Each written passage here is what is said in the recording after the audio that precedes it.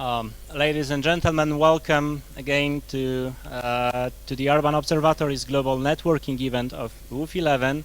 My name is Karol Janas. I represent Urban Policy Observatory in the Institute of Urban and Regional Development from Poland. We are one of the organizers of this event.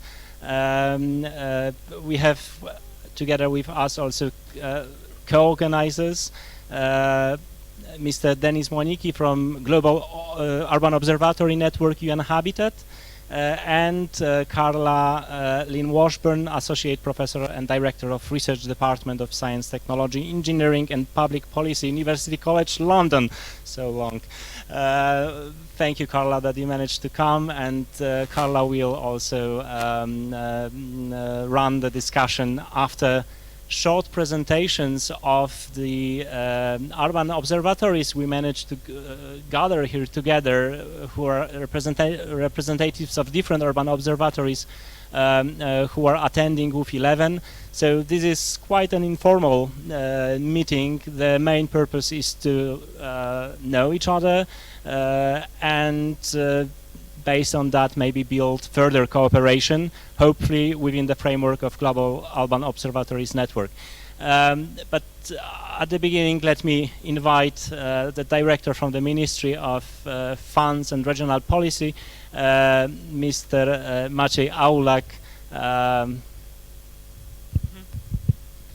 Thank you very much. I have the pleasure to open this afternoon session because our ministry supports functioning of the observatory in Poland financially, but on the other hand we also use as much as possible the results and outcomes of the work of the observatory.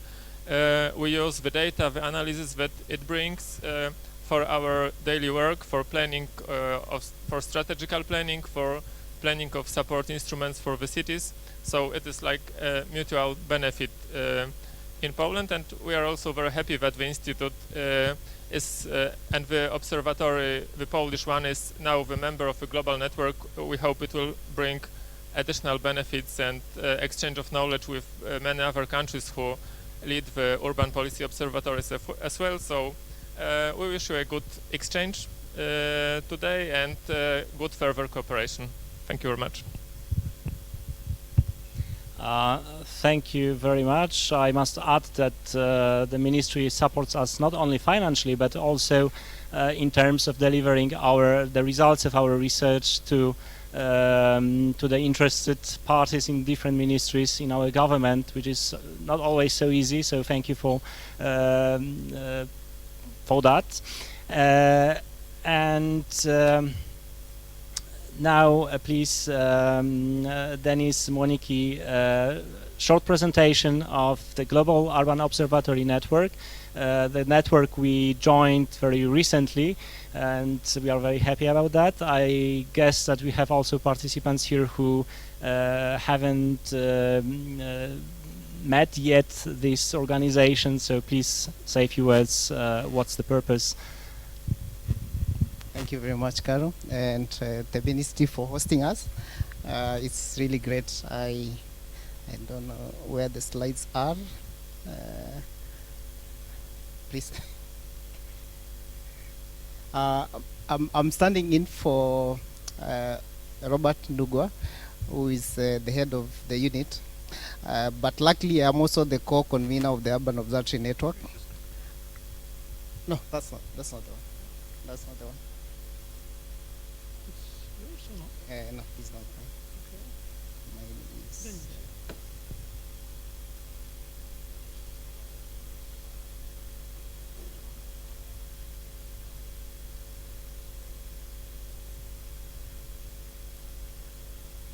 Okay.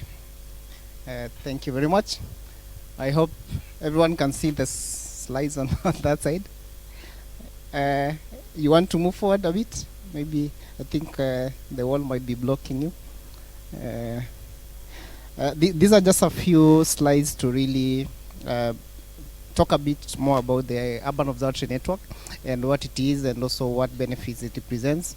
And this is this actually us meeting informally here today is very interesting because it comes just a few months after we had the first global network of observatory that we invited for a session last year. We are gearing up to the second meeting, so it's really good also to be able to see everyone after such a long time not being able to be together physically. Okay, yeah, I was just starting to ensure that everyone was able to see the screen. Okay, first, just want to say what we are. Our unit is used to be called the Global Urban Observatory. It's changed slightly now. It's called the Data and Analytics section, but we are doing exactly the same work. We have different mandates, and our core mandate is actually to support and lead the work on urban monitoring across the world, particularly on urban issues.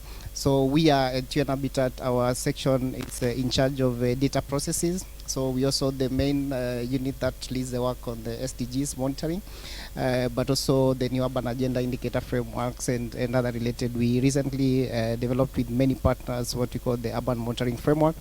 So here just gives you a context of some of the things we are doing. Of course, we are responsible for data production, leading statistical work within the agency, leading the global network observatories, and I'll talk quite comprehensively about that. But also developing indicators on urban issues and documenting experiences and different activities around data and urban monitoring. So a bit about the history of the Urban Observatory. Why it was developed is for many years we were really struggling to understand trends in cities and urban areas, and we were always like trying to get city-specific data made produced but also made available to everyone, and this of course has a connection to supporting decisions at the city level. So this challenge was really something that was cross-cutting across cities and countries, and we thought that it was nice to have a central place through which we could support the coordination of urban data production processes at the local level, and this really was what led to the development of this model that we call the Urban Observatory, and of course the aim of it was to assist countries to strengthen their data capacities at different levels to be able to measure performances at the city level. So definition-wise, is an observatory we define it as a local network of integrated system for producing, analyzing, disseminating data across indicators, but also for informed decision making. And in many contexts, how we see urban observatories is actually like something that connects data production processes, but also leads them, but also promotes the use of data for informed decision making, because in many ways we are doing a lot of work on data, but we have a breakdown in many contexts that data is not being used as much as it needs to be used in the decision making process. And we see this as a big opportunity and also an area of work for urban observatories. And the observatory itself is not just a website, is actually an entire system on its own that operates with different components. I'm going to show you shortly the 5 main components of urban observatories and how they interact with each other to support local processes on data and also decision-making activities in cities. So just some specific aims that relate mostly to data and connecting that to decision-making process. So the 5 main components that make up an observatory, from at least from the global framework that we developed. The most important one, and that also helps things move at the local level, is the network of stakeholders. I know the Urban Policy Observatory here, Carol, you'll tell me, it has different stakeholders in itself that work together collaboratively, and you're able to really look at different things. Already the ministry, you're already supporting the observatory, and I'm sure you also, beyond the financial support, you're also contributing in other ways to actually make this observatory work, but also picking some of the things that get developed. Within this of course, you have different parts, and that lead to production of data. So Data is the second very important component. I mentioned in the previous slide that the main driver back then was about data at the local level, but when everything works together and then you're able to produce data and monitor trends, then that becomes one of the key mandates of the Urban Observatory. Of course, when you have data, you also need to be able to disseminate it, and here you have a website, or I mean, perhaps not all of them, but many of them have a website where you disseminate data, or even standalone applications that maybe could be on the phones, or that are applied like disks that are installed in the operating systems to really link this. Then importantly is the decision support interface. We mentioned there's the data, of course there's the partners, but also there's that important connection that we need to use this data to actually help inform something, and this interface is actually critical, and we've seen some observatories actually get started and collapse because they also don't create this strong connection also to the decision, or produce really amazing information, but this information ends up in the website or in the shelf, but does not really get used, or even support the activities and accountability mechanisms that that observatories also should be able to do. Then there's a very important component also on the support system for the observatory, and this could be at the global level, but could also be at the national level or the local level. At the global level, we provide this support through helping you also connect to other observatories, learn from them, share your experiences. We also provide certification, guidance on indicators, monitoring, but also to connections to specific funding where this is available. So in terms of the structure of operational areas, we have three main types of observatories. We have what we call the local urban observatories. We have the national urban observatories, and we could also have regional urban observatories. But at the global level, we have the global urban observatory, us at Habitat, and all the work that we do to coordinate. So the flow of things could be either way. We have up and down flow, but also lateral engagements. At the national level, we could have like a national urban observatory. Yesterday I was attending an event for India with I think a national observatory and several also city-specific things. I don't know how the structure is here in Poland, whether it's just the national, but you could also have that interaction where there's the national urban observatory, the policy observatory, but also city-specific observatories that also connect to this.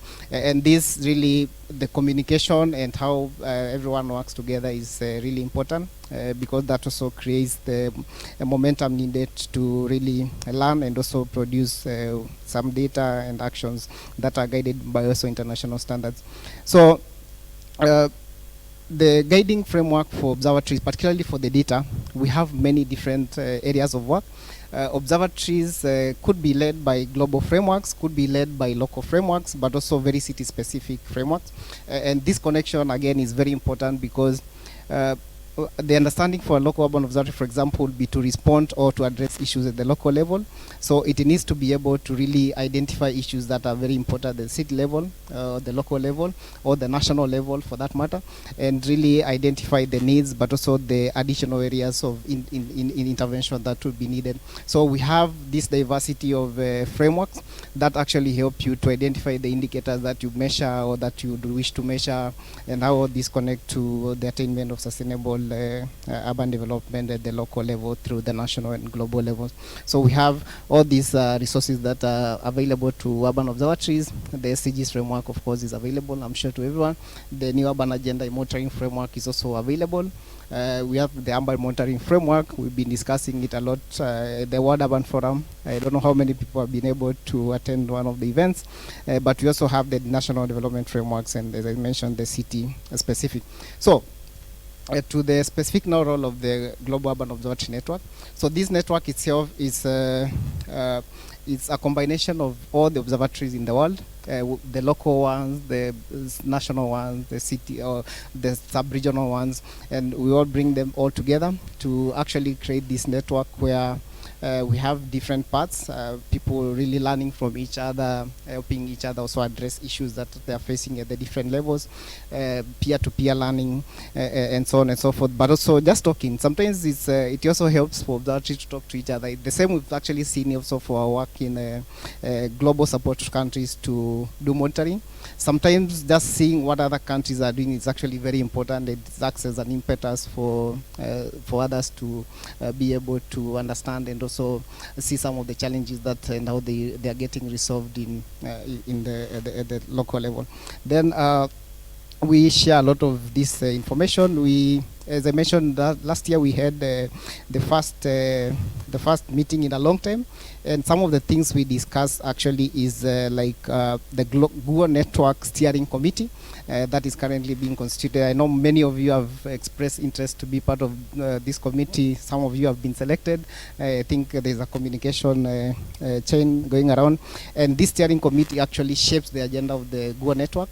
And things like even organizing meetings like this in future will also be some things that are coordinated through the steering committee, but also identify new agenda and outreach to other organizations that would be of support to the Urban Observatory network.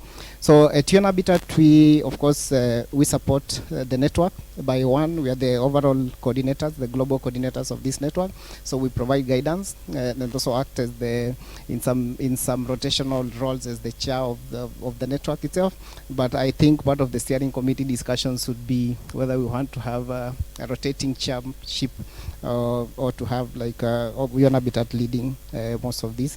As I mentioned, we also support with the monitoring frameworks and making sure that information at the global level also gets down to the national level, but also supporting things to do with like identification of some of the partners that would be relevant for the global level, but also at the country level. Then, importantly, we do certification process. I don't know how many of the observatories today in the meeting today have already received their certificates. Yes, our 10 has received their certification. Perfect.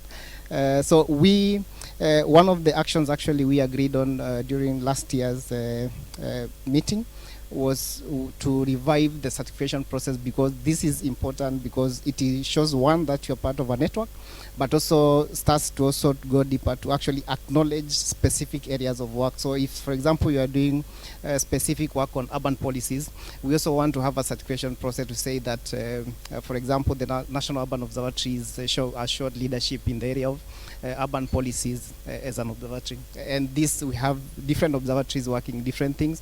We have observatories, for example, focus on geospatial data production, and maybe others focus purely on policies and so on and so forth. So we have this also thematic certification process that is also something that is in the pipeline. But for now, what we've been doing is to certify at least the membership to the network, and also encourage as many observatories to join the network as possible and learn. And I'm very sure those who joined the discussion last year learned a lot. Actually, one of the feedback I got was that some of the information shared among the observatories people were not aware of, and there were actually some of them were facing similar challenges, and some solutions could actually come from people talking to each other and having this really communication across the observatory. Then finally, in case anyone here is not already, or in case any of the observatory here is not already a member of the network, we welcome you. I believe my colleague Kevin has sent out emails to almost everyone, hopefully. But if not, you can reach out to me. You can also reach out to us via the email, unhabitatstatistics.un.org. And we also have a guidance to set up on how to set up an observatory. It's a detailed document that describes the different parts and what actions. And of course, we remain always available to support. And I'm sure the entire observatory network will also remain very available to support where need arises. Thank you very much, Kara. Thank you, Denise. And before I ask Carla to present shortly I know that she's involved in the Urban Observatory initiatives at UCL. But before I forgot that, sorry for that. I apologize. I should welcome also participants of the National Urban Policies Program. I can see here the delegation from Iran, the team supporting development of Myanmar National Urban Policy, and Nigeria. Do we have someone? No, unfortunately they didn't. They couldn't come, unfortunately, but we met before online. So Carla, please, a few words of welcome, and if you could say also a few words about IPPO initiative.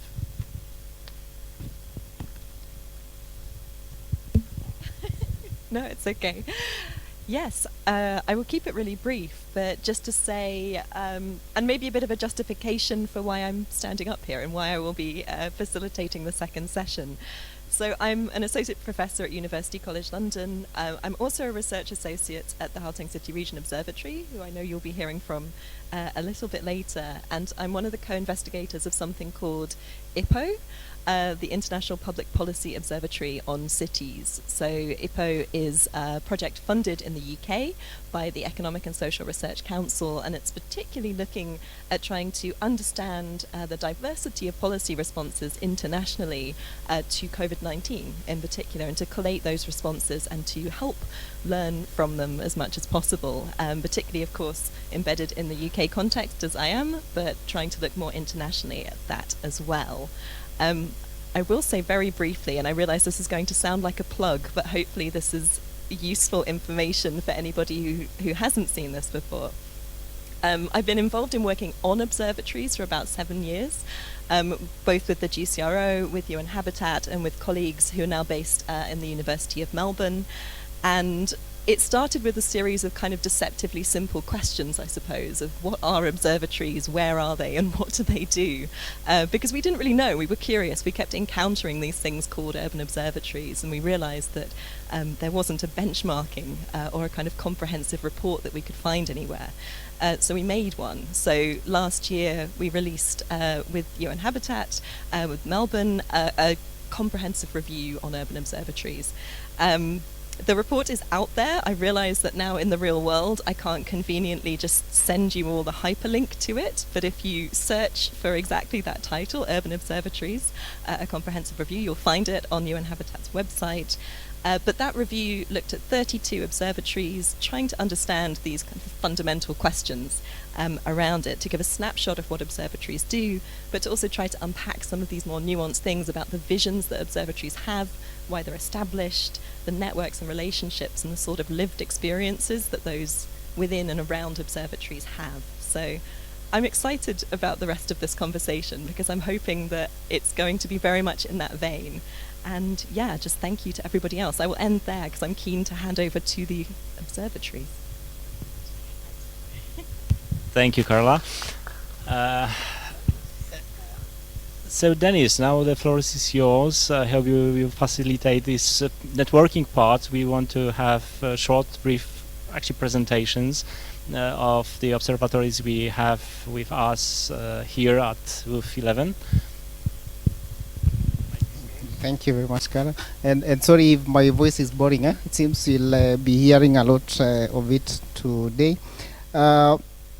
We have a very interesting list here of some people online. I don't know what side the online or they are in the same screen. Okay, we have some colleagues online joining us from some in Australia. I think it's very late there.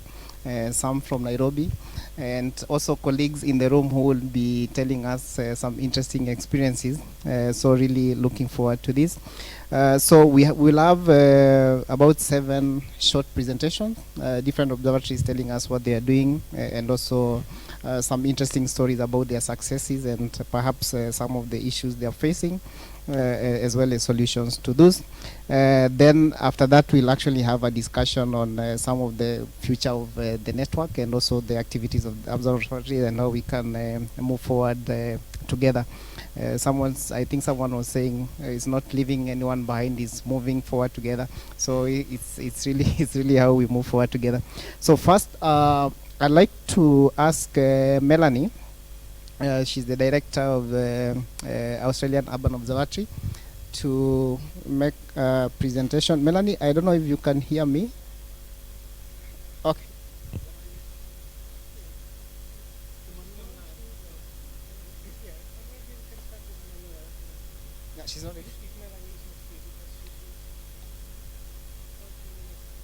Okay, if Melanie is not here, Emmanuel, I don't know if you are connected or not. I think I saw Emmanuel connected at some point. Okay. Emmanuel, can you hear us? Okay. Then I know the other colleagues in the room, Rashid, Hello? Caro, David. Yes. Okay. Hi, Emmanuel. Hi.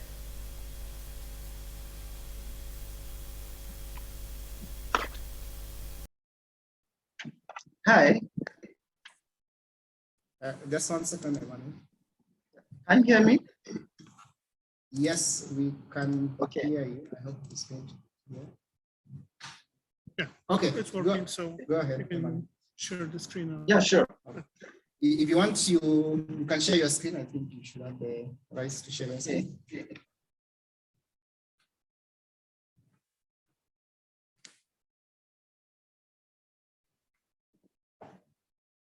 Okay. Thank you very much.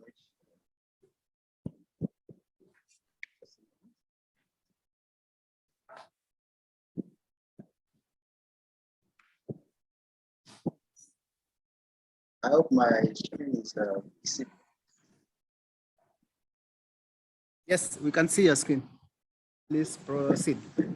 Okay.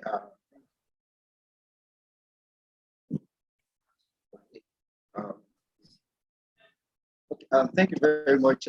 Shortly, I will be presenting Niger State experience from the process of publicity, urban policy.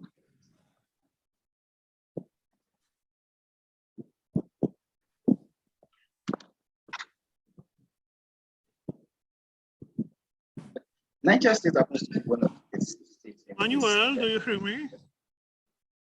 Hello, Emmanuel, do you hear Hello? me? Yeah, I can hear you, please. Have you got a good connection with internet? Because we hear you not Hello? so well. Yes, I can hear you. Okay. But maybe switch off your video. Yeah, maybe you can switch off your video and then share the screen, okay, of the presentation. Okay. Maybe the quality will be better.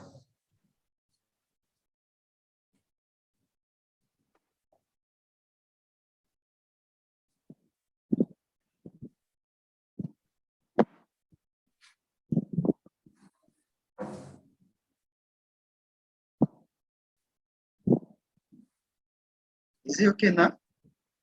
No, we are not. We cannot see your screen. Maybe stop sharing and share it again. The sound is better though.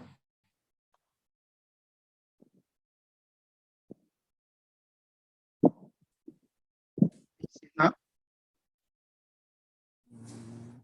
Can you see the screen now? Not yet.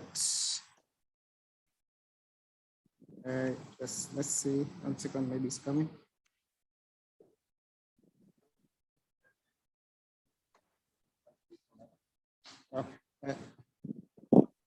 Okay, Emmanuel, perhaps you can try to reconnect.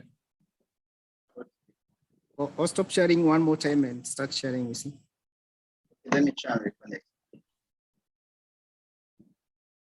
Okay.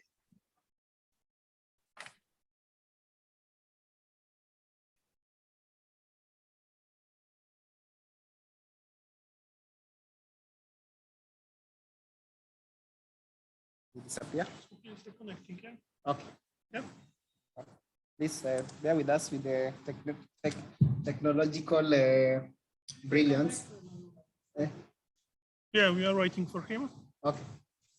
It's,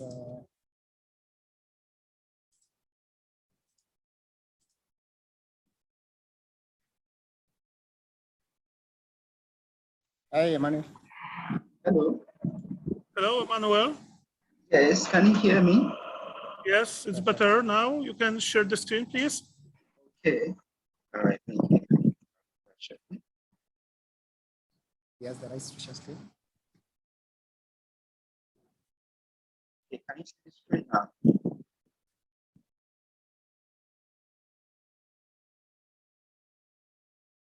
Give him the rights to share the screen.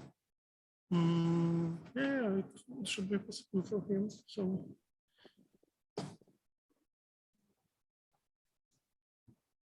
Emmanuel, could you turn on your camera, please? The camera is on. Okay, and could you try to share the screen once more time with the presentation?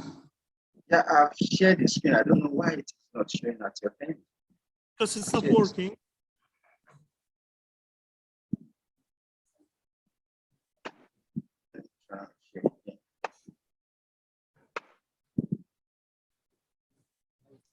It's showing now. Okay, I think we have some technical problems, Manuel. Maybe you could just say a few words, well, without presentation. We are very sorry about that, but we will send the presentation later on. So if you could just, briefly present your observatory and what you do. Okay. Thank you very much. My name is Emmanuel. I work at police station as an organization. I am supporting programs and projects in Niger State, Nigeria. Currently, Niger State are one of the 6 states in Nigeria, which are poised for the support of. Manuel, I'm very sorry, but we can't hear you properly. So I think we have to end this. We'll try maybe later on to reconnect. And Dennis, maybe we should proceed with the next presentation. I'm sorry for that. Can you hear me now? Can you hear me now? That's better. Try. It's better now. Yes. Okay. Please. Okay. Okay. Let me go ahead. Okay. I'll be sharing the experience of Niger State on the process. I'll be sharing the experience of Niger State on the process of formulating the state urban policy. In Nigeria, at national level, we have national policy which is centered on urban development. Presently, we have 2 versions of national urban policy in Nigeria. The first one was formulated in 1992, which was thereafter reviewed in 2012. But the experience over time shows that this has always been a technical exercise at national level.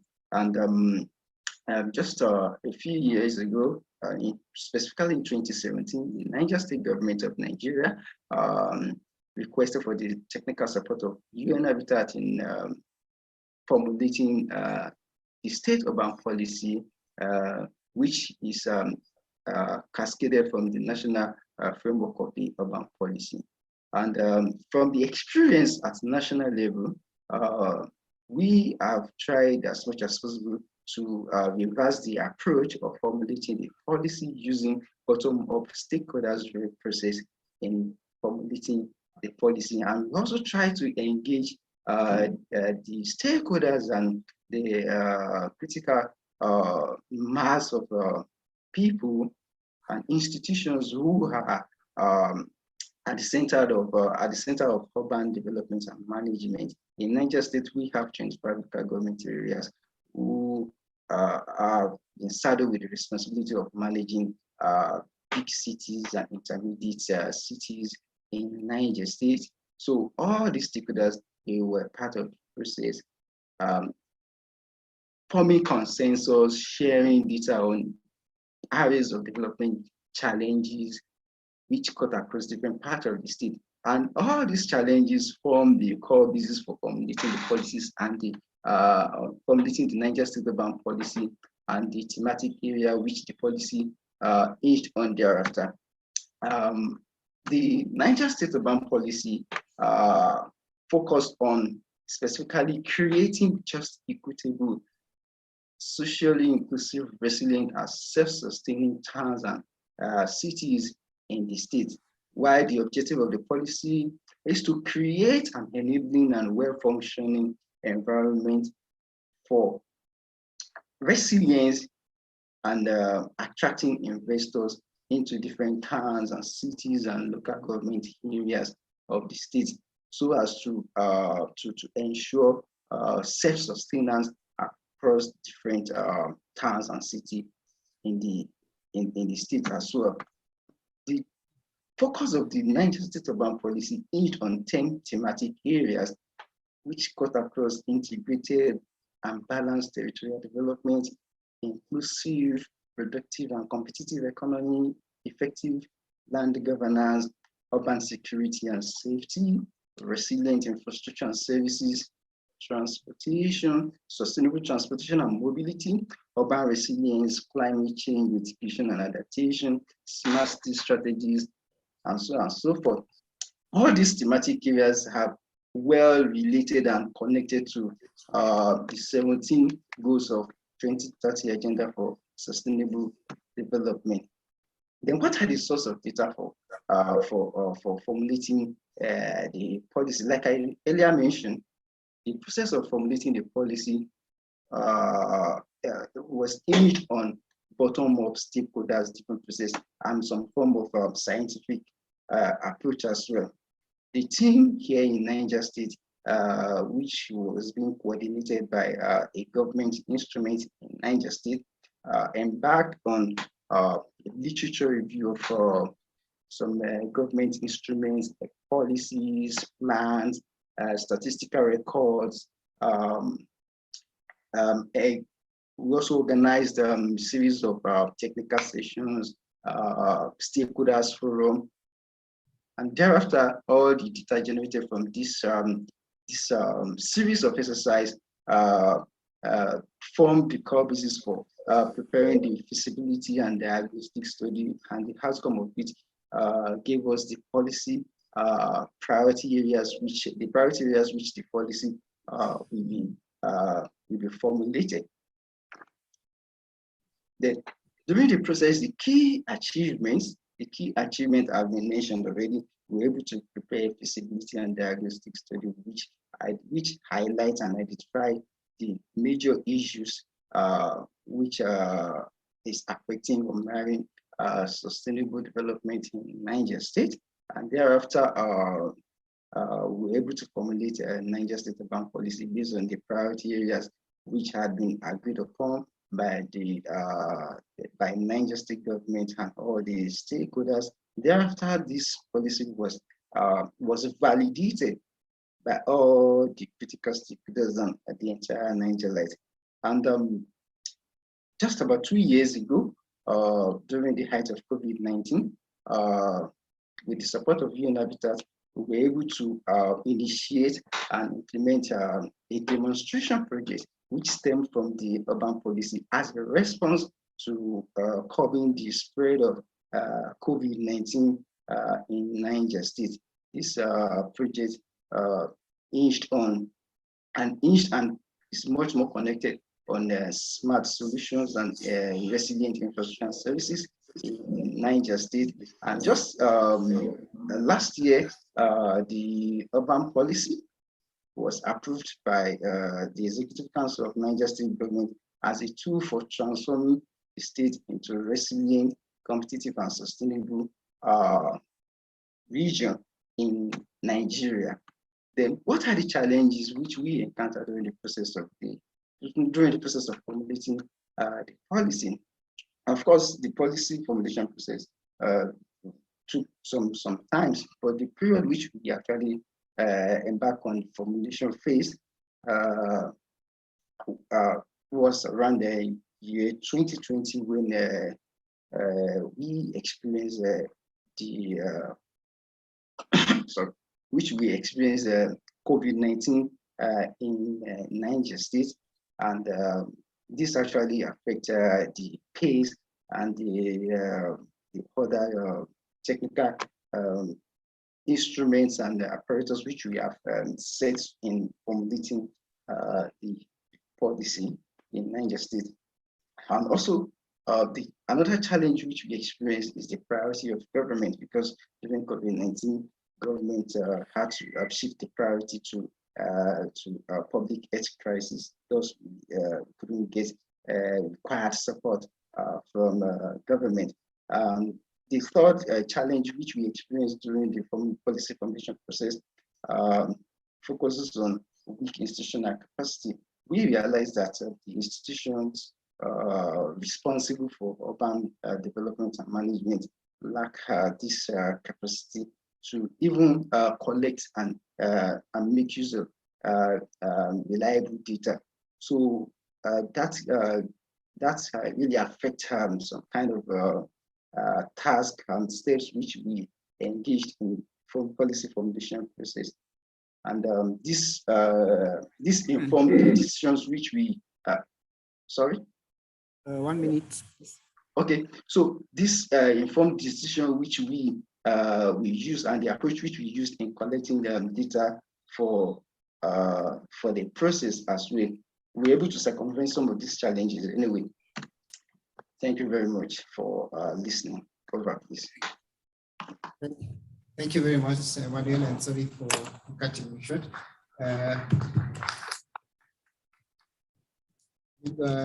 Thank you, everyone in the room applauded your interesting discussion and also presentation on the national urban policy in Nigeria, and also the efforts at least to collect data.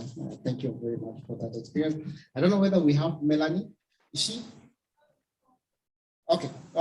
Melanie is not yet connected. So I'm going to turn to my presenters in the room. Rashid, you are ready? Okay, so we have Rashid Jain, we have Carol, you'll be next. Later. Okay, Carol will be last. David, you are ready? Okay. Then Darina, okay, you ready? Okay, perfect. Then we'll have, well, Melanie will know if she'll be able to connect after. So David, I will start with first. Rashid is from the City360 Observatory in the Republic of South Africa. And I know they've been doing a lot of very interesting work. We also use their maps and really interesting real-time analytics to also showcase some of the potential work of observatories. Rashid, over to you. Thank you very much, Dennis, and thank you, Carol, and my good friend Carla. Yeah, I'm going to, I know, how much have I ever got, like about 5 minutes or so? Okay. So let me just say that I've just started at the GCRO as the executive director a year ago. But before that, I was on the board of the GCRO on behalf of the Gauteng provincial government for 10 years. So I know it pretty well, and I sort of transitioned into a new role from being a public servant to being a manager of a sort of research data analysis kind of institute. I'm sure most of you can see the presentation over there. So we're just about 14 years old. We were launched originally in 2008, and I think we're kind of a trailblazer amongst urban observatories, right, in many ways. And it happened that it became it was formed as an institutional collaboration between the Gauteng provincial government, the University of Johannesburg, the University of the Witwatersrand, also known as Wits University, and organized local government in our province. So in that sense, it's quite a kind of unique partnership, which basically comprises, the universities and provincial and local government in the Gauteng province. And we have a board that has its representative. I won't go into that. But I think quite importantly to say that we are funded by a core grant from the Gauteng provincial government, so almost 80% of our budget comes from them. A very significant part of our infrastructure and services comes from Wits University, where we are based physically. They give us free office space and accommodation and other services. So that's probably in the order of kind of 15% or something like that. And the rest comes from other sources. We're about 20 staff members. And really our even though we were initiated by government, we see ourselves having a much broader mandate. As you can see, we're going to build the knowledge base that government, business, labor and civil society all need to shape appropriate strategies that will advance a competitive, integrated, sustainable and inclusive Gauteng City region. So, well, what is this thing called the Gauteng City region? I guess the map's not very clear, but if you look at the darker outline, the border, that's the Gauteng province. Okay, it's 1.5% of the land area of South Africa as a whole. Right in the center of that is the city of Johannesburg. I mean, probably one of our best, most well-known cities. And to the north is the city of Tshwane, also, you know, previously known as Pretoria, our administrative capital. And then there are two other districts. There's a third metro, which is Ekurhuleni, which is where our sort of international airport is located. So just to say that, I mean, the Gauteng province alone has got something like 16 million people. We are now 26% of the country's population. And we generate something like 35% of GDP. But from the time that the GCRO was established, there was also always the sense that there's a sort of, a wider city region, and you can see like development in dots around the provincial boundary, which articulate very strongly with the core city, with the core provincial government, province, and the core cities in Gauteng, and that will add another 2 or 3 million people, and some significant economic activity. So to the northwest we have the platinum mining belt. To the east we have coal mining belt, and just to the south we have a huge sort of industrial complex in a place called Cecilburg. So that's a sense of what we're thinking about. So we articulating between these different scales all the time. What do we do? So I'm not going to go into detail given the amount of time, but one of the things we do is on-request policy work for government. We do data indicators and benchmarks, and the data is drawn, and I'll show that in a few minutes, but the data is primarily drawn from a huge quality of life survey that we do every 2 years. We do in the last iteration, which was released in September last year, we did something like 13,000 face-to-face interviews. And the reason for such a large sample is we want actually reliability down to ward level, municipal ward level, where you have municipal ward councillors. And so I think, and that resource, so we've done it 6 times over, has been an important sort of database, if you like, of understanding quality of life in all its dimensions, including governance, in the Gauteng city region. We do all sorts of medium to long-term research. We also do, a lot of the research is also translated into journal articles and that kind of thing. So our staff also have an academic track in a way. And if they want to move on, they could, they have quite a good portfolio of academic work as well. So that's a kind of sort of balance that we're trying to strike. Obviously, partnerships and networks being one, and thanks for making us a part of the network, and also, basically trying to bring together government and academia in a single portal. These are some of the research themes. We're asked to talk about themes. I'm not going to go into the detail, but you can see it kind of covers the sort of issues that are covered in here in WOOF. So everything from poverty, quality of life, sustainability, spatial transformation, and so on. And within each of those themes, we have very specific research projects. These are the outputs and the tools that we have developed and continue to develop. So research reports, occasional papers, provocations, and data briefs. So they're all of different, varying sizes and different kind of focus areas. And so, for example, a data brief will just reproduce data that has been generated and with some kind of analysis and explanation. A provocation is really about trying to sort of throw a bomb and see how it kind of how people react to that. So you get the kind of picture in terms of those sorts of outputs. The one famous thing we have are maps of the month. So every month we produce maps like you see on the left-hand side, and it's usually primary research that we had done which we basically spatially represent in that way. And we have a huge sort of database, and that goes out. And then we have something called vignettes, which is just to the right of the map of the months, and then various other things like visualizations and other academic outputs. I said I will come back to our quality of life survey. So it's a biannual survey, not biannual survey, every 2 years in its 6th iteration. And the last one was released in September 2021. You can see the number of respondents, but what you see on the maps are basically where we had actually sort of surveyed people, and that is in fact a reflection of where the population of Gauteng is located. So we were also asked to look at achievements and challenges. So I think that we are a unique partnership between government and academia. I can't really think of another example in South Africa of that kind of positioning. So in that sense, I think we're quite lucky, but of course it comes with its own risks, and I'll speak about that in a minute.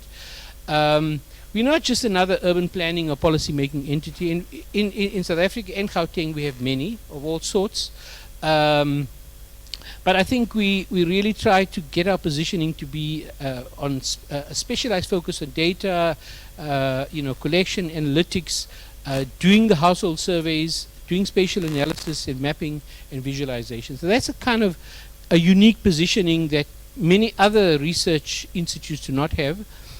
I think it's also important to say our work is widely accepted as being non-partisan. So, even though we're funded by provincial government, I mean, other political parties don't say, well, actually, all your work is biased in favor of the ruling party. And I think in our context, that's very important, a hotly contested multi-party kind of situation. And we've been very fortunate with resourcing. I mean, we just get our quarterly grants from provincial government after submitting a report. No big log frames to kind of respond to. I'm sure somebody will smile at that. So in that sense, I mean, I think it's been very good.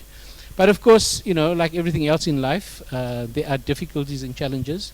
So the one is to maintain an effective balance between pure research and policy work. I know that's one of the issues that Carla had sort of put up on the agenda, but for us it's a real issue.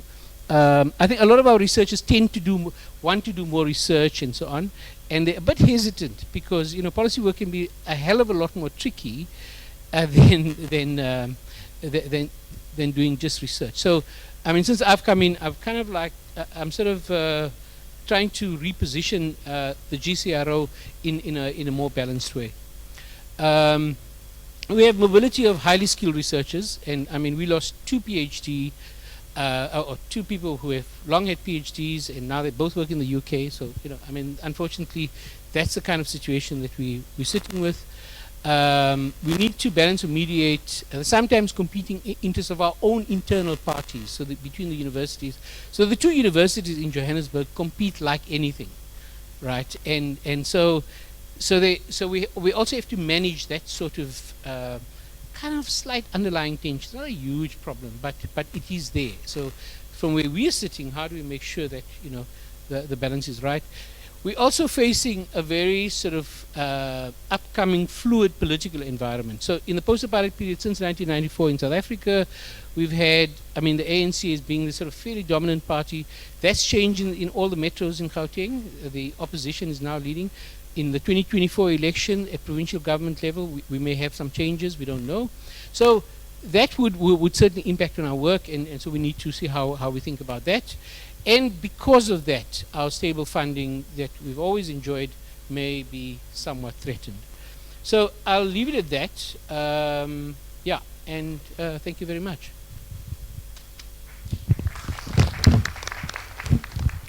Thank you very much, Rashid, and for that very interesting connection. Some of the things I think I was highlighting from the setup, the partnerships to the issues on funding, I think I would not say it better than already as what you've shown us from a practical perspective.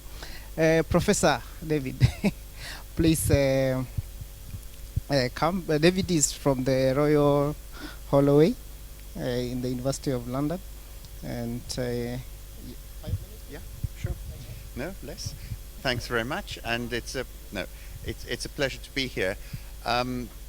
I feel in one sense a little bit of an imposter because I'll be talking in the past tense, although I will be explaining some legacy issues from the research center that I directed until its funded life came to an end just before the pandemic in 2019-2020.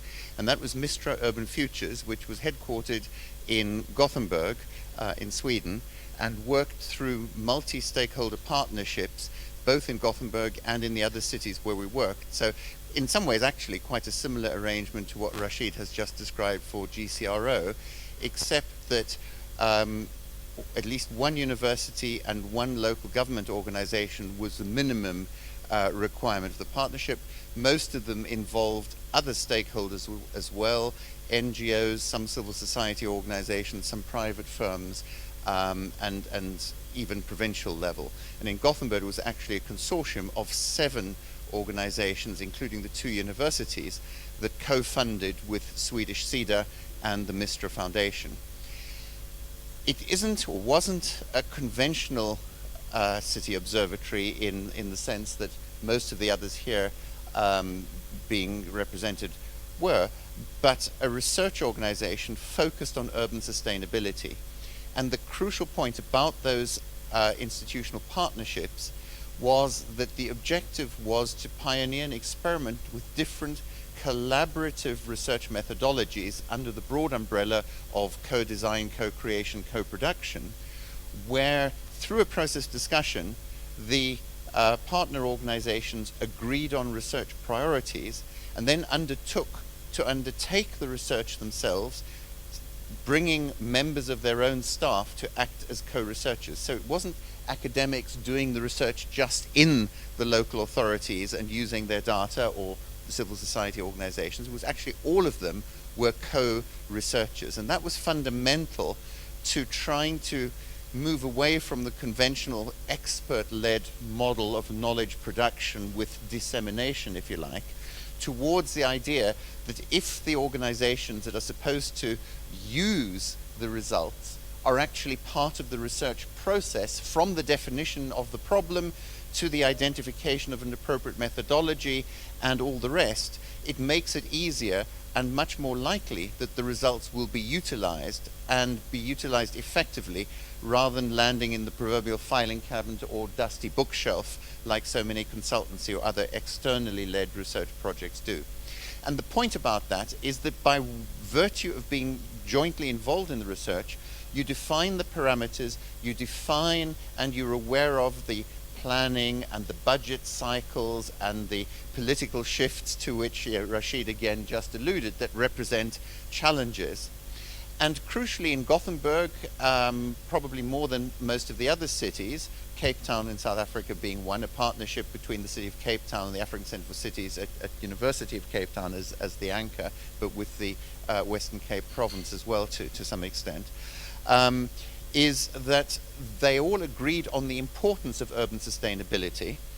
And because of the political system in Sweden of proportional representation, they all subscribed to the importance of this as a sustainable institution.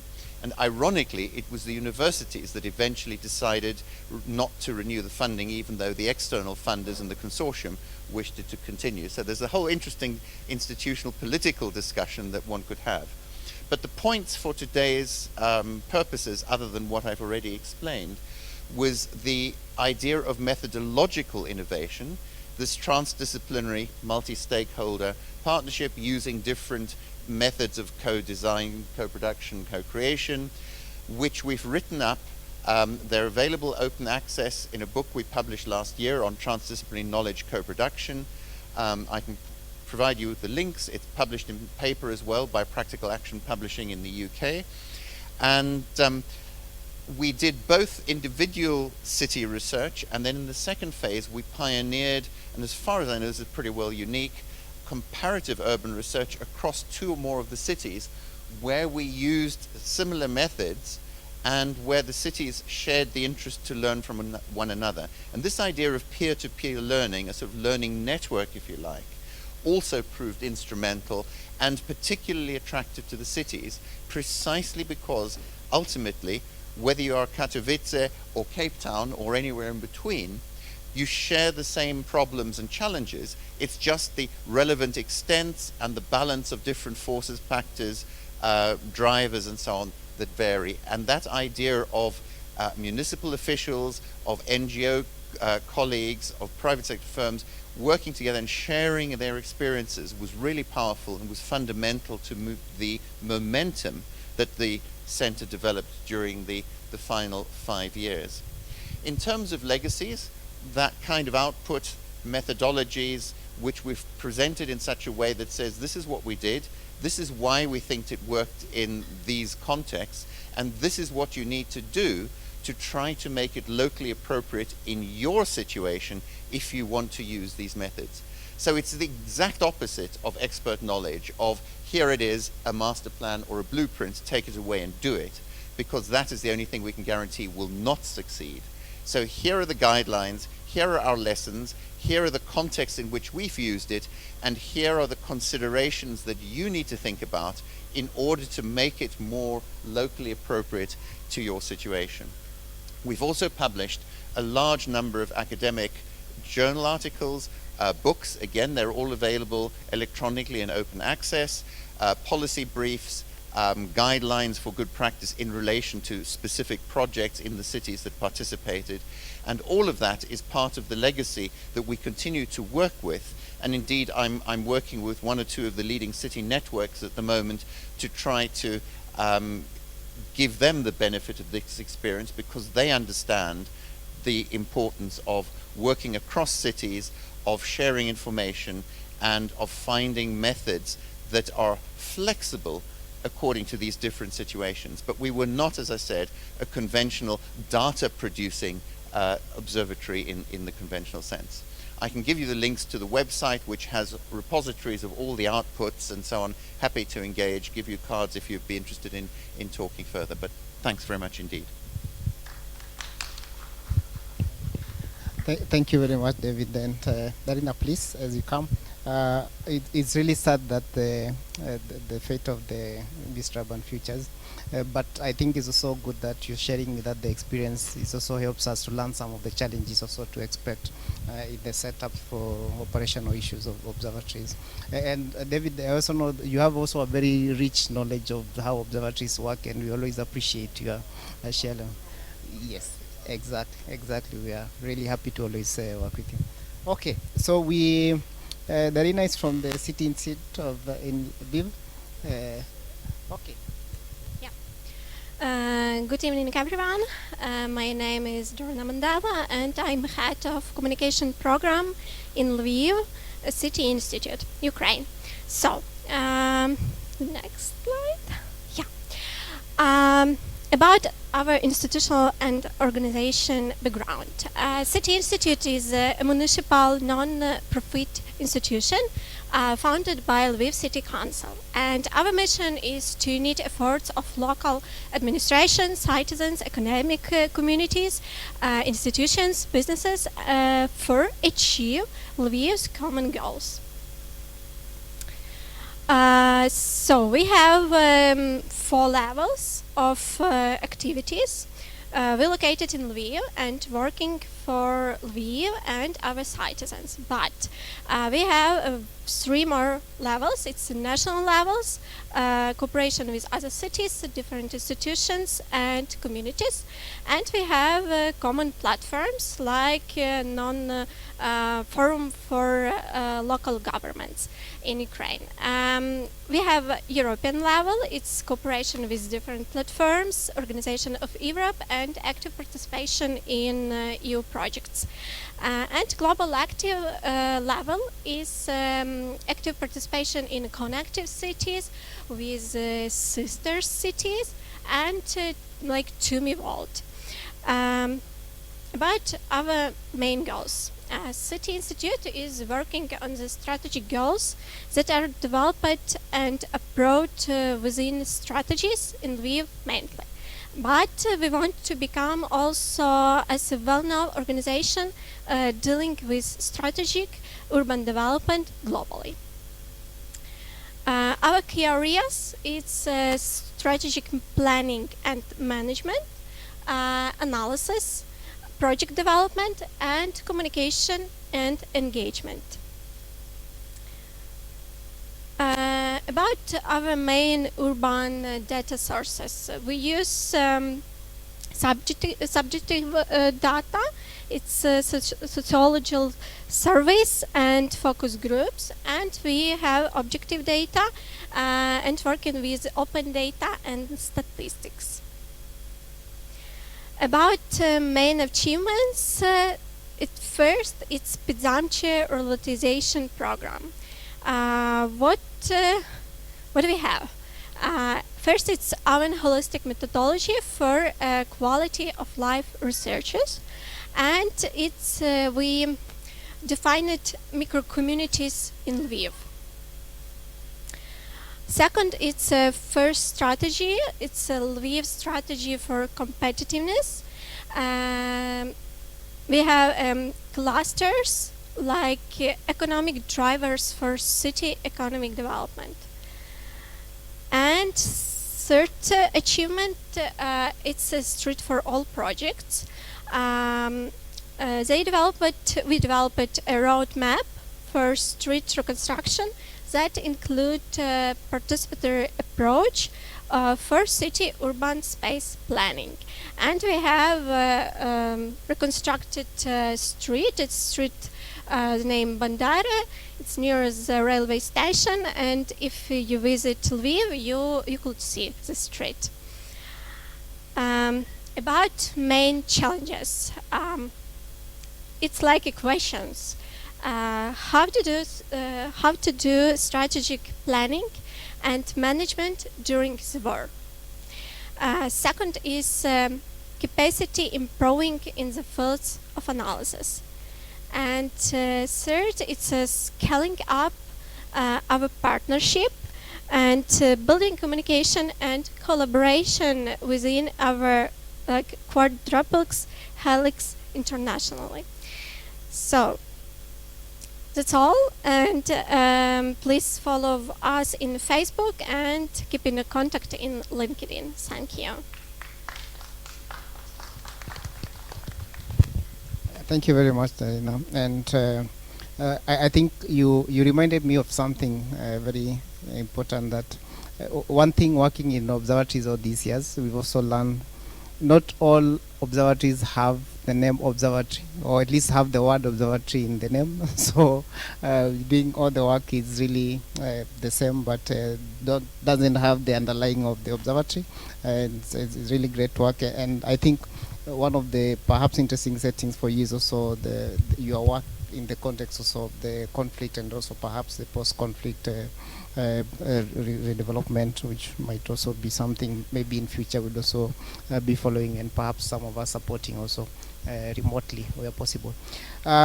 One more presentation. I know Carla might kick me, but we have two more short presentations, then we get to the discussion. From Mr. Kazemian, is the Director General in the Ministry of Roads and Urban Development in Iran. Thank you very much for joining us. And I don't know how long you need. Yes, sir. Okay. Thank you. Yes. That is.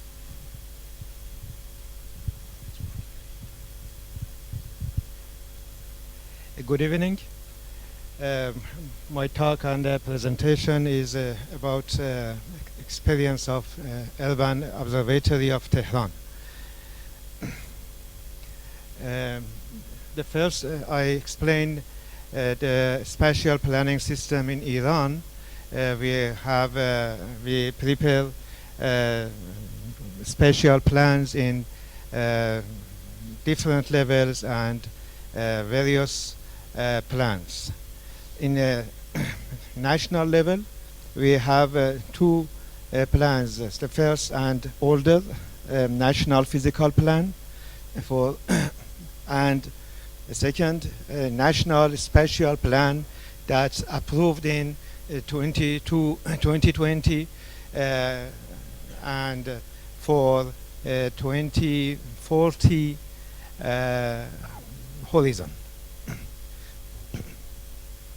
In a regional level, we have regional physical plans for every of 10 homogeneous regions in Iran, and equal provincial special plans that is newest in and approved in 2020 years.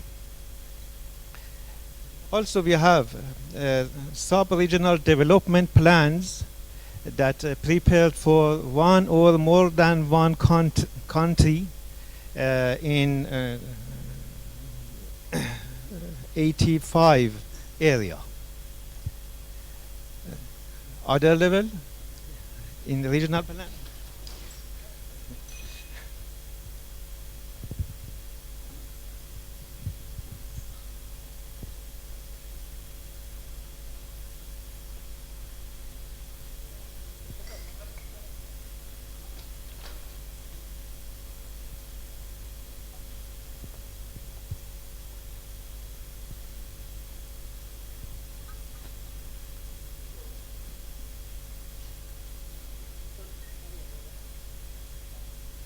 Continue. The next level is metropolitan region plans for the metropoles and metropolitan regions in Iran. And finally, in local levels, we have different plans, and the famous is urban comprehensive and detailed plans, which prepare for all of cities. And rural area development plans, guidance, rural plans, and other local plans such as new towns, industrial towns, and thus. But the observatory experience in Iran is about the urban boundaries, urban comprehensive plans, and for cities. Other levels we haven't observatory at this time. Tehran Observatory, Tehran Urban Observatory,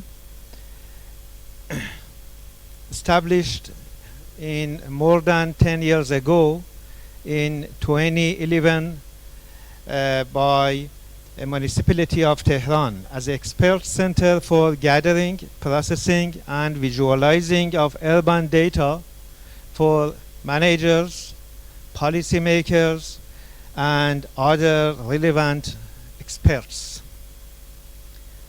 The main activities of this observatory are concentrate in monitoring and reporting of spatial physical aspects of city, such as land use, building codes, and building permissions. Thus, this center is more a plan-centered type, instead policy-centered or citizen-centered. Although we have formulated national urban policy for Iran in recently and representation to UN-Habitat and WOOF. But this observatory still is a plan-centered for plan control, planning control, and other aspects. Of course, we have other experience and assets for many of cities and metropolis, Iranian metropolises, such as Isfahan platform for addressing, visualizing of spatial change in accordance to building permissions, and Mashhad, with more than 3 million people population, platform for addressing, monitoring, and visualizing of spatial change in accordance to building permissions, and many other cities. In a theoretical viewpoint, if I want explanation, approaches to the Urban Observatory, I say that Urban Observatory is an institutional tools and institutional capacity for providing linkage between urban policy making, planning and implementation bodies to ensure about balance between, first, between citizens and formal urban management bodies. Second, between needs and priorities of private and public interests. 3, between plan, city, urban, and citizens. 4, governance of urban information. And 5, observing will be answered that why, who, what, where we will be observed. Challenge with emphasis on our experience are first, over-concentration on physical criteria and indexes and less attention to socioeconomic index. Second, over-concentration on legal city boundaries and less to pre-urban, suburbs, regions, and others. 3, weakness in institutional capacity and managerial willingness as a main factor and challenge. And 4, regulatory and administrative process for observing criteria of data information governance, such as methods of gathering, accessibility, and other words. Although we have an act for free access to all of information in Iran in urban areas. And my achievements and opportunities that are first, understand the necessity of guiding and centralized data in a unified center as Tehran Urban Observatory. Second, establishment and promotion of specialized startup and companies in the field of urban ICT. And finally, providing hardware and software and skilled experts in high level in my cities. Thank you for the attention and good so much. Thank you very much, Mr. Kazemine. And it's really interesting observation there. And one thing perhaps that I picked from your presentation there is also the diversity on the starting point for different observatories. We have different entry points for observatories. And while perhaps now you might be focused on planning, I'm sure there is also a lot of space to also engage in other policy and related activities. And also, of course, the centrality of the data is really critical here. And thanks again also for bringing the issue of city. This is something actually even at the global level now we are in discussions with countries about even the definition of cities and how to ensure that as we monitor municipalities and urban areas, we're also considering the interactions between what we call our decision areas, but also the surroundings. That is really critical even as we produce data. Last but not least, our very amazing host, Carol, for your remarks. Thank you, Denise. We are a bit late, so I try to be very brief because still, I think, interesting discussion before us.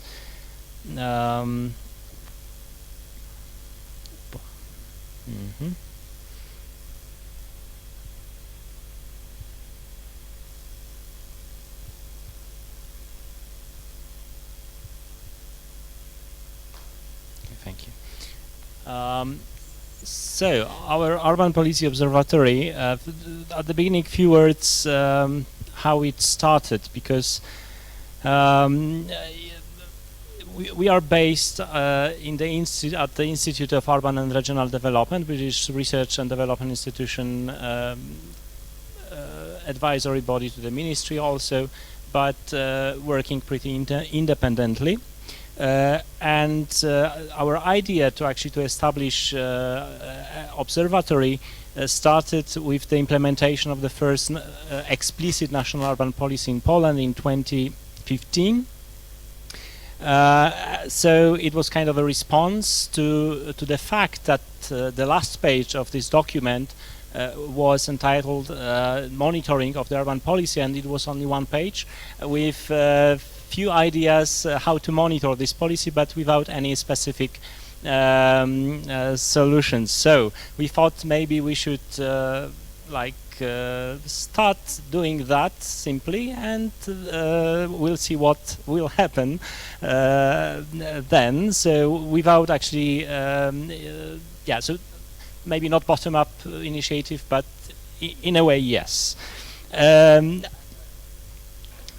So at the beginning, this is, financing such institutions as urban observatories, which often conduct quite expensive research and gather data is an essential issue actually for sustainability of such an undertake.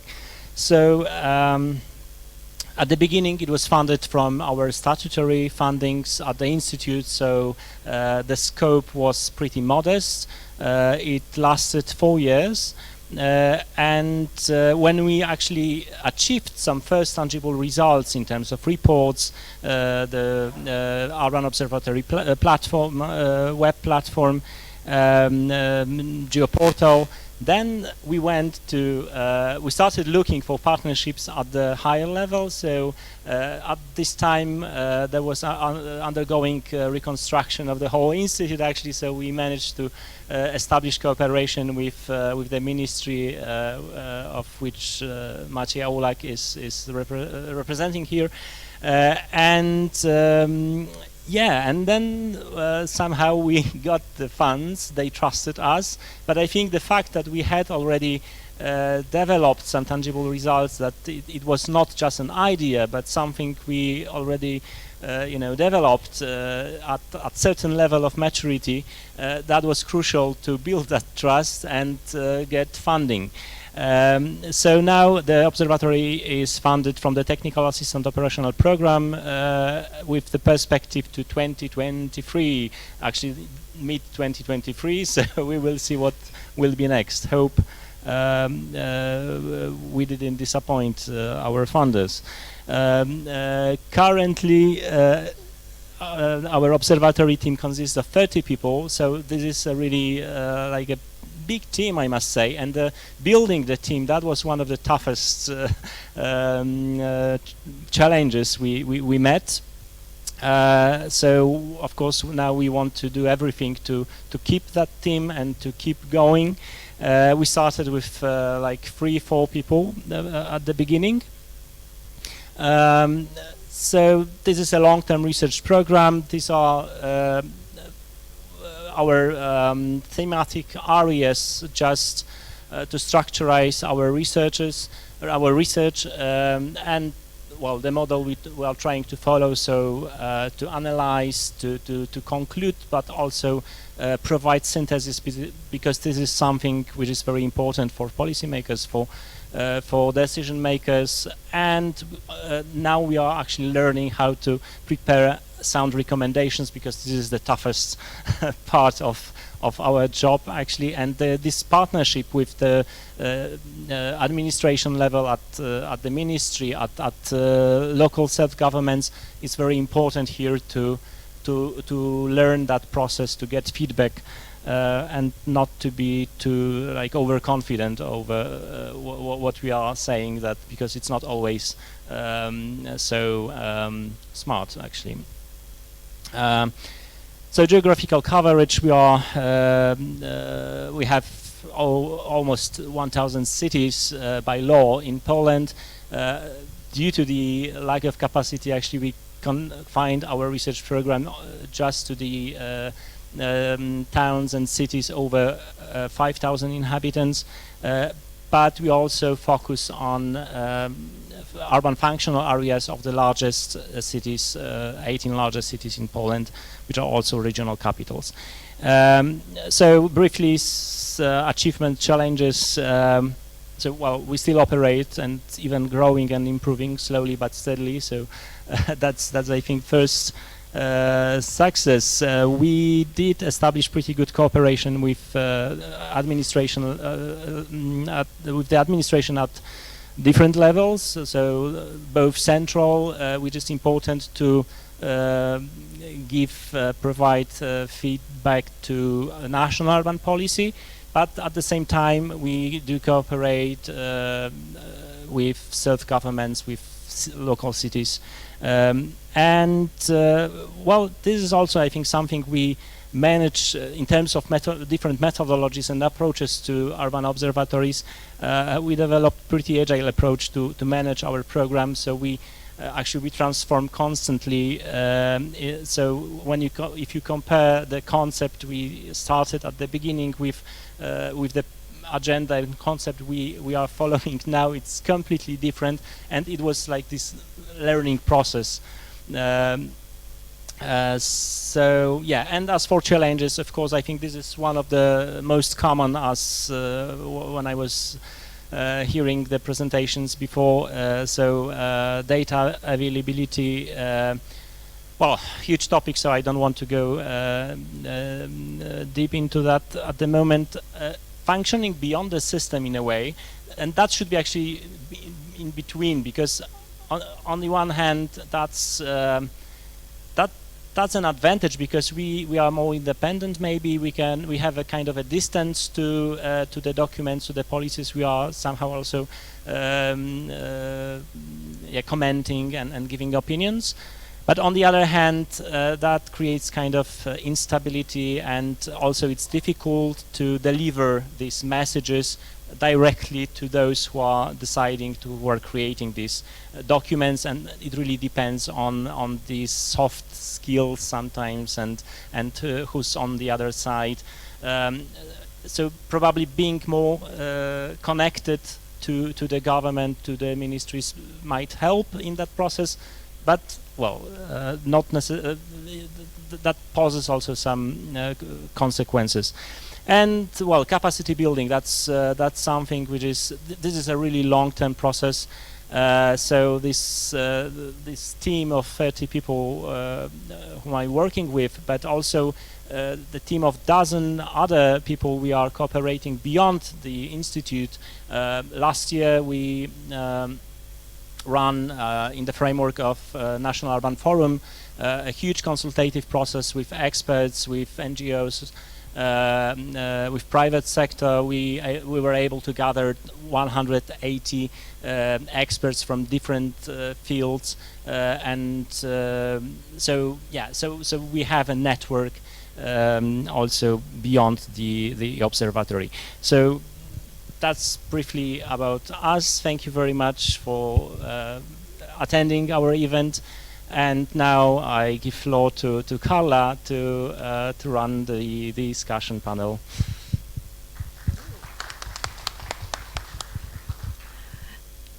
Thank you very much. Yes, I might stay here because I realized we're all kind of in the round anyway. So we had a few questions or kind of topical areas that we thought would be nice to speak about, but I'm going to try to speak as little as possible, I guess, and just try to have those who have already spoken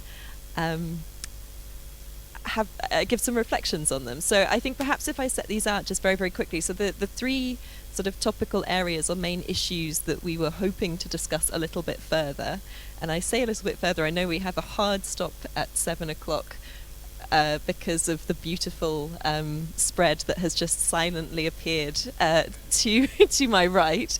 So we will make sure that we stop at that point. We have about 20 minutes. But yeah, the three topics that we were hoping to spend a little bit of time on, the first being looking at, I suppose, the challenges and opportunities, as many of the observatories have already set out, of getting globally comparative data and reliable data on urban development. So particularly within the framing of the urban monitoring framework. And I'm looking for Dennis, because you may want to say some additional words on this, or you and colleagues may want to give a little bit of additional framing on what you mean by the urban monitoring framework. And I know there were particular questions there around how useful things like GIS and remote sensing can be for this. Should I run through all of them and then we can come back? The second is around the balance between normative and advisory roles for observatories. And again, I think all of you have touched on this already in your presentations to some extent. And this is the grappling that different observatories have had, perhaps either from the beginning or at different points in their history due to the way that they have evolved, from being perhaps something that generates data to something that's asked to give recommendations, and that being a fundamental element of what you do, and actually being a very different orientation, both in terms of your practical, in terms of your methods and in terms of the kind of skills and practices that you then have to embody as an institution. And mutual learning, know-how and support was topic 3, and I know actually Dennis has spoken a lot about this in terms of the Global Urban Observatory Network, the steering committee, etc. But it would be good to reflect a little bit more on that as well, about what would be useful for those in the room. But perhaps if we can come back to one first. So the first topical area was around globally comparative and reliable data. And Dennis, I don't know, I'm putting you on the spot, but did you want to say a little bit more about the urban monitoring framework?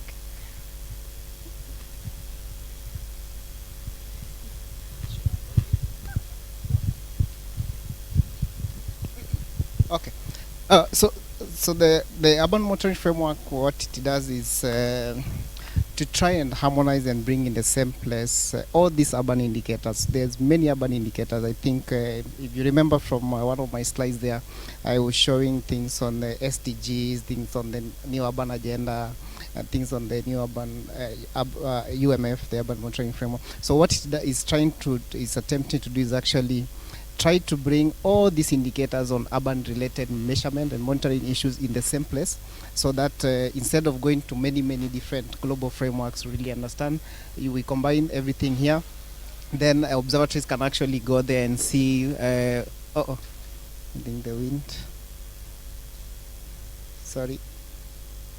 Yeah. Yeah. Okay. Okay. Good. Okay. Yeah, so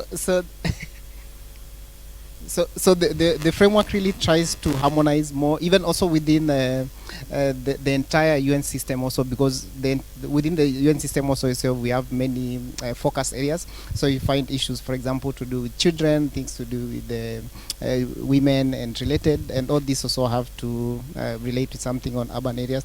So having all these indicators in the same place and really measuring them, having the same standards of measuring, producing the data on them and measuring them, really creates one entry place for observatories to really find this information. But I also want to emphasize something. While the urban monitoring framework gives us the global guidance and on all these indicators, it also allows room for you to also focus on things which are important for you at the national level, but also at the city level. So this multi-scale is really critical, that we don't want observatories to just measure what data is needed at the global level. We want data also to be produced for things which are very important for the cities, and that information is also what is relevant for the decision-making processes and the policy guidance that we are always promoting on the use of data for actions.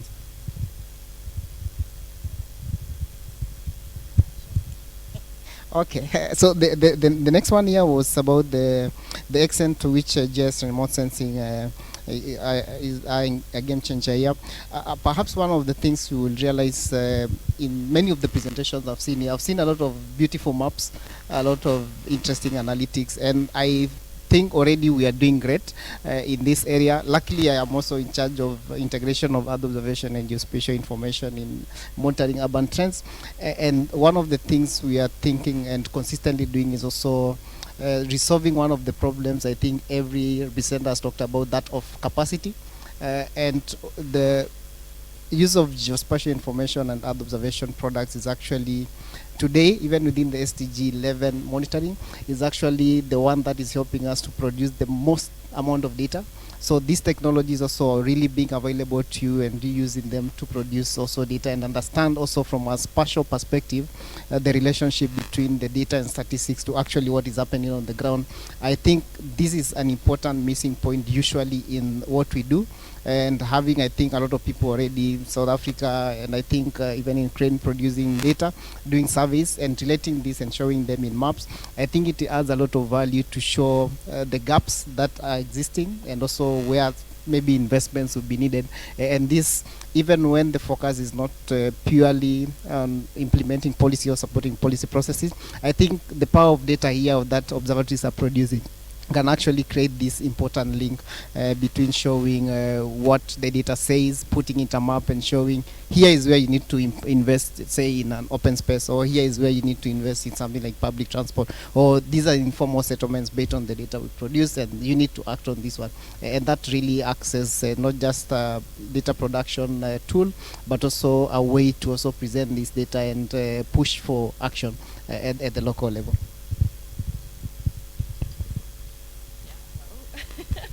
No, thank you very much. So I realise I should run around with the mic a little bit, shouldn't I? But it would be, no.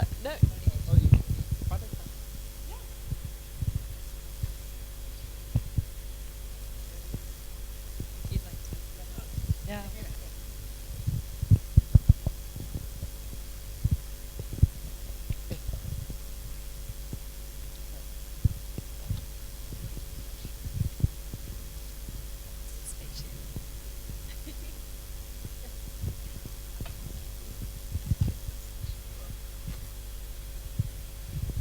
Yeah, maybe this is a little easier having us all up together.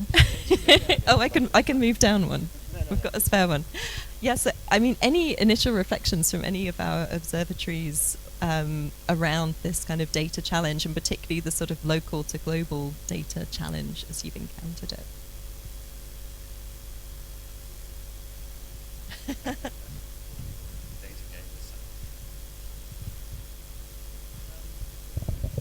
Well, okay. I think the one issue is obviously the plethora of requirements from a multiplicity of levels in relation to production of data. So this global framework, the urban monitoring framework, I think is pitched in a particular way. But I can tell you, as a former public official, that there's a very great emphasis politically on kind of data at a particular level which is specific to your context. Now I know you made the point that actually do that as well, but I think the one difficulty is just I'm just raising the question of getting completely overwhelmed by all of these requirements, and I think how does one sort of try and get that into a much more manageable way. So for me, I'm not raising a solution, but I'm just saying that that's one of the sort of key problems that we actually face. I mean, just to be a little more specific, I mean, when you think about, say, data gathering, there are things which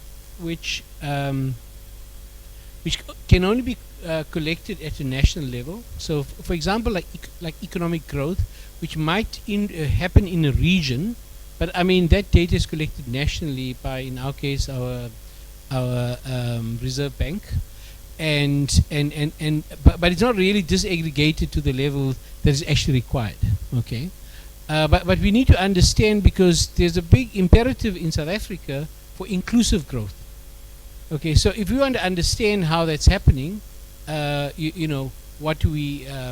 So there's I guess the point I'm making is that the fragmentation of data collectors. We've got National Treasury in South Africa. We've got the National Statistical Agency. We've got the GCRO. We've got private providers and so on, all in all sorts of different things. And I think trying to marshal that stuff becomes quite difficult, because ultimately what the politicians are looking for at different levels is that other policies that they're actually putting into place making a difference in terms of health and education and social development and roads and public services and blah blah blah. So I think it's a very difficult thing. I mean, I don't think a solution, and I mean with due respect to UN Habitat, but one kind of instrument is going to solve our problem. UMF.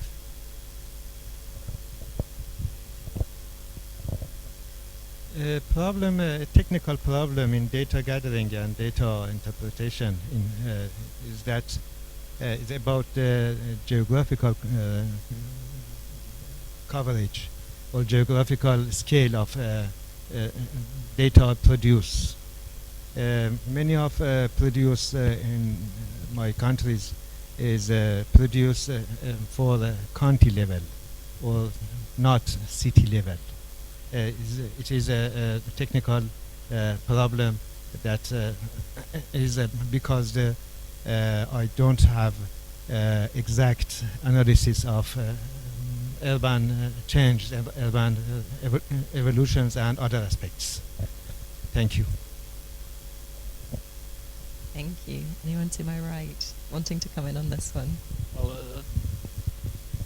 maybe just one reflection, because I like the UMF approach, and I understand the importance of implementing such guidelines to have these global comparisons.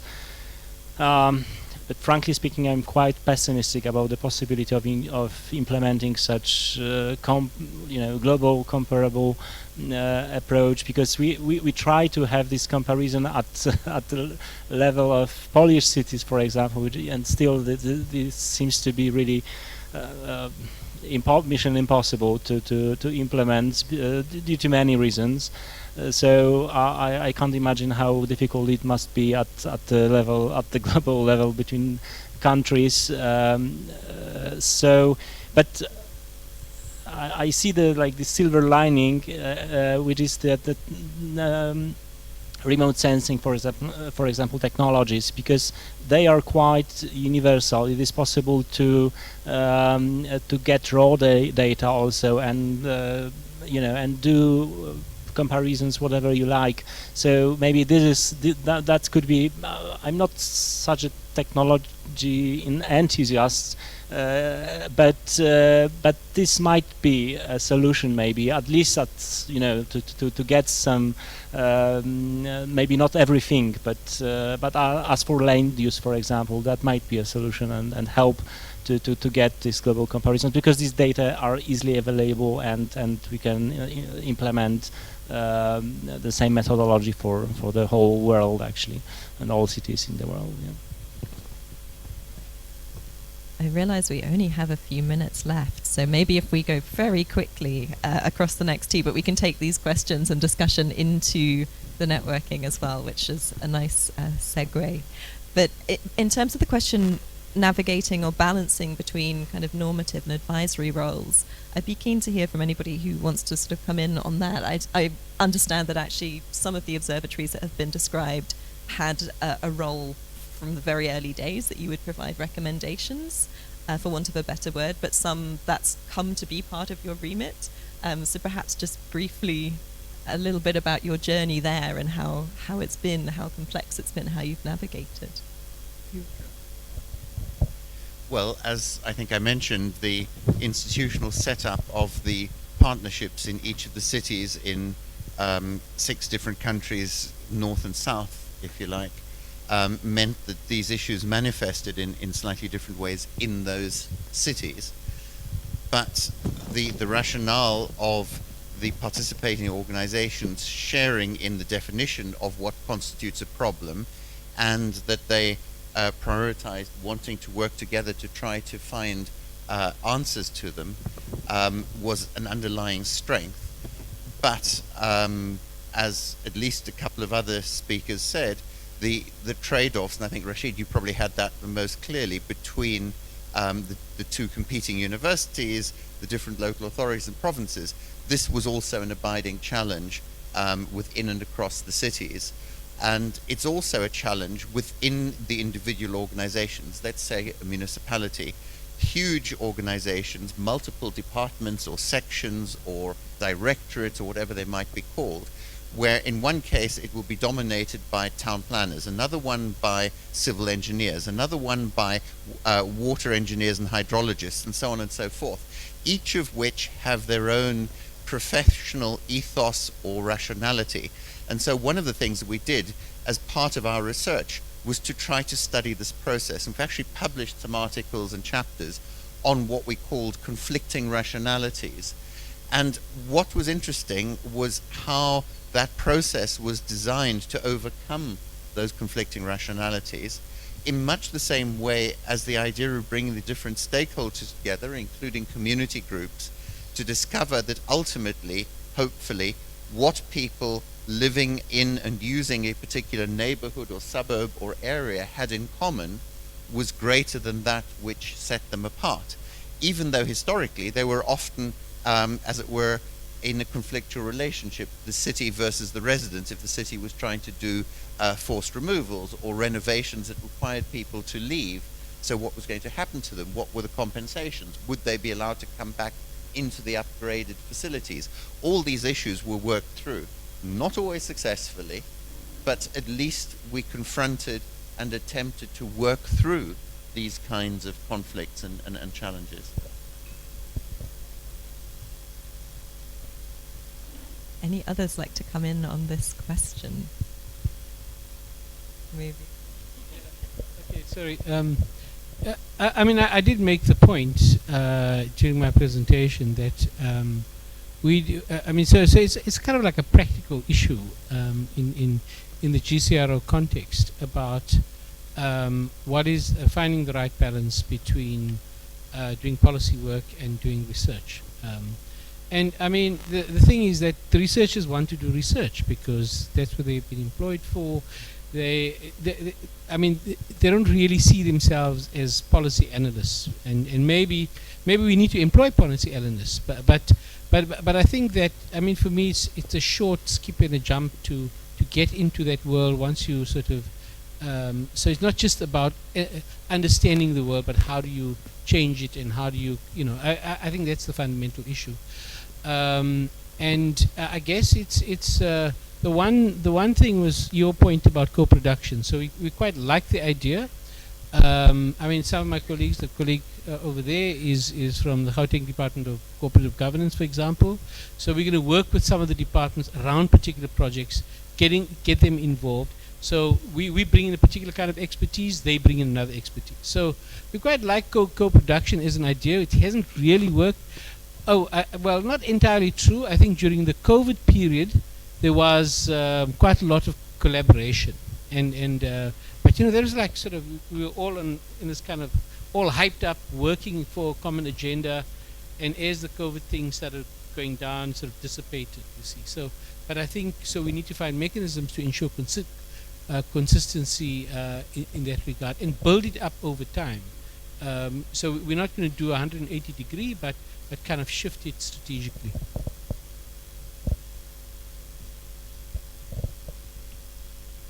Okay, so maybe just again, just one small remark from my side and my observation, maybe not so obvious, but this I know that the word observatory implies this vision of being very objective and not, you know, having distance to reality.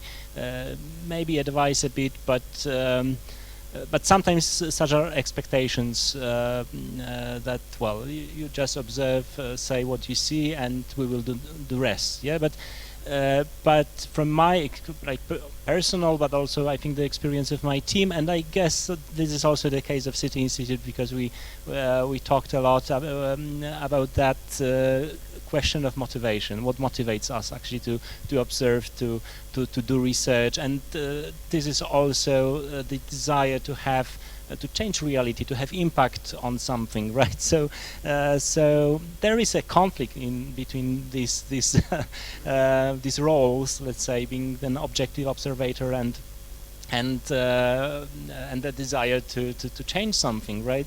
So but I think it's intrinsic. We can't get rid of that, and if we want to